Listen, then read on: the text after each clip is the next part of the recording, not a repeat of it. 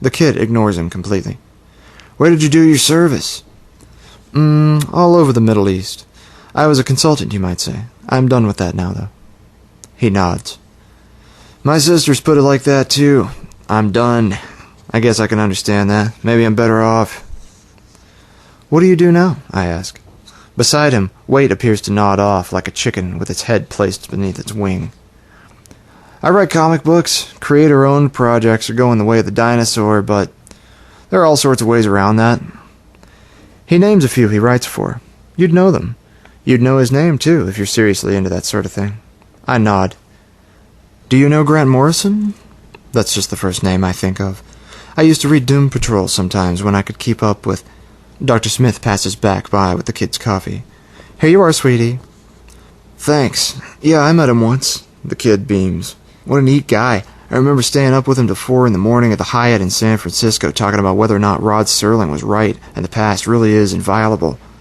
Ah, my compulsive reading pays off sometimes. Serling got that from Jack Finney. Did you know of him? The kid frowns. Didn't he write Time and Again? Yes, also a book of short stories called... I stop. The back of my neck is alive with a chill. The kid looks unfazed. Yeah, he answers the question I didn't ask. I felt it too. A visor drops over his face. I know that visor very well, from those strange days in Afghanistan in the 80s before the shit hit the fan and we were airlifted out. I saw it every time I looked in the mirror to shave back then, on the few cold mornings in Kandahar when anything but a dry shave was available. I wonder what hell this kid has been through to heighten his senses like that. I thought it was just me, he begins. Then, out of nowhere, Reverend Waite stands up and steps into the aisle. The next few minutes are the only time in my life I've ever been sorry to have been born an Arab. Things are falling into place, changing, switching perspectives like angles in a haunted house. I will myself to concentrate on what's really here. There's a choked gurgling sound over the loudspeakers. The plane banks hard right and down. In the row in front of us, a blue-haired old lady with a portable oxygen tank and a tube in her nose screams at the top of her lungs, clutching her chest. Waite cocks his head at her, his cataracted eyes burning bright. She goes limp in her seat, hands flopping in opposite directions, the life leaving her like the filament breaking in a light bulb, that quick. The kid shrinks back in his seat, frantically searching his pockets while trying to keep the rest of him still. Hey, what did you... Then I see her jerk forward and hear her sudden silence. The seat to the old lady's right is empty. The passengers across the aisle are panicking and simply don't see. From coach and business elite alike, more screams and herd terror babble ramp up as the plane begins to vibrate. Wild lightning rattles through the seas of clouds outside. Turbulence shakes everything with Loma Prieta scale force. Tray tables bounce, drinks spill hither and yon. My tea flies toward the front of the cabin like a rocket-propelled grenade. I turn around. In the front row of the coach section, where the curtain has been yanked aside, a young girl with her hair dyed 3 different Crayola colors claws at her seatbelt, eyes bugging out. Beside her, her boyfriend is still asleep. A grossly fat yuppie with a Jimmy Carter part in his hair bulls to his feet, brandishing his briefcase, and charges me, bellowing, "Allah this, motherfucker!" His tie's crooked. His loafers pound the aisle as his seatbelt clatters to the ground. The only friend of Allah on this plane is sitting perfectly still, yawning. The yuppie observes this phenomenon, and sees Waite standing in the aisle, alive and alight, not a bit groggy at all. Waite grins, with small, sharp teeth. One webbed hand comes up, palm down, fat sushi gummy fingers splayed. He croaks something that might once have been a word. The yuppie falls backward into seat D5, knocking over an old man's martini glass. The old man screams, almost scooting into the lap of a snotty-looking little princess who pushes him away. "No! Ew! Help!" The yuppie rolls onto the floor, not looking like he wants up, or like he's breathing. Waite folds his arms. The look on his jowly face says, "Next?" But the imperious son of a bitch isn't even going to say anything. My faith teaches that in times of common disaster, every believer is the executor of Allah's law. I'm just waiting for these fools to quit flogging it and play their hand. Once more, the cockpit speakers crackle. For a time, nothing comes out of them.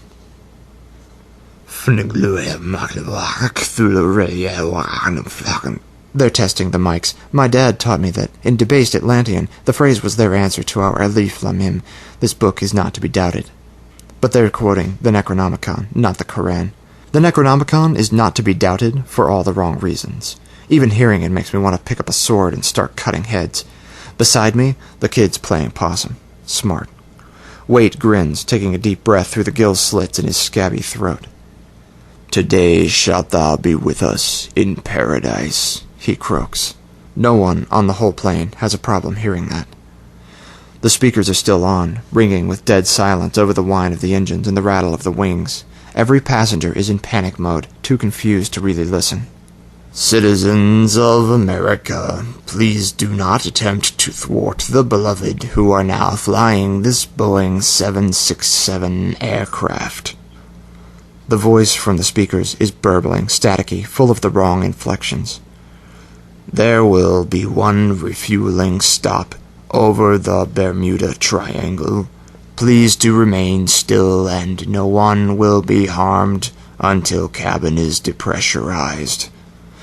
A knot of people, all ages and sexes, attempt to storm the cockpit, taking turns pounding on the door.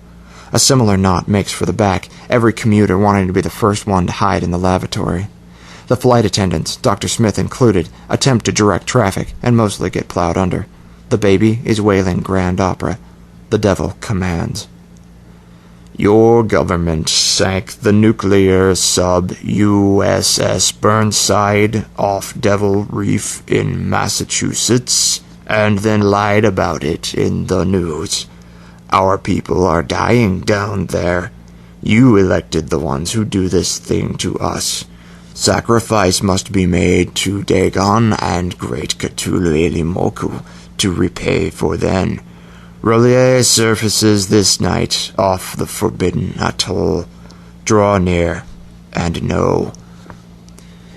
Even when I was 17, I spoke better English than these guys. I shake my head and move toward the kid, and he pushes me deliberately away with great force. The move is made to look random. He really is playing possum. I take my cue. The world narrows down for me. There is no one else on that plane but myself and my adversary. A cheap Skillcraft pen has fallen onto the seat from the kid's pocket. I reach for it, not understanding what I see out the window. It's like the northern lights are going on outside just for us. A fantastic rainbow stereopticon flicker play, a spectral fantasy above the clouds. Mists of unknown hue swirl around the plane, faster and faster. All I could think over and over was, kill the head and the body will die. I take 2 steps diagonally behind Waite, yank his head back, and shove the pen up his nose with a brutal Hapkido palm strike. The sound the pen makes when it hits cartilage is like a boning knife meeting a rack of lamb.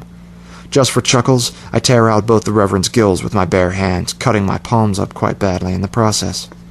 I feel his essence surging and lapping around me, seeking to gain a foothold as its body dies. I'm humming a different chant now, focusing my energy into my pelvic floor and pushing the intruder out through my feet. "No one in my body but me," I snarl. My teeth chop down on each other hard. Waite slumps to the floor, leaking black ichor all over my gym shoes. But it's not quite game over.